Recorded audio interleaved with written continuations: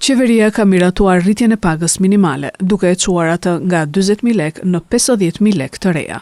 Paga minimale mujore i jepet për 174 orë pune në muaj të kryera gjatë kohës normale të punës. Ky vendim hyn në fuqi pas botimit në fletoren zyrtare dhe i fillon efektet financiare nga data 1 janar 2026. Ministri i Ekonomisë Delina Ibrahimaj njoftoi se vendimi përfshin 307.850 punonjës të regjistruar në sektorin publik dhe privat dhe përbën përmbushjen e një tjetër angazhimi të dhënë ndaj qytetarëve.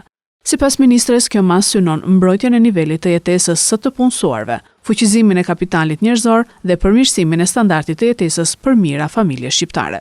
Ajo theksoi gjithashtu se rritja e pagës minimale do të kontribuojë në uljen e informalitetit në tregun e punës dhe në forcimin e respektimit të kontratave ligjore, duke pasur një ndikim pozitiv në ekonominë e vendit.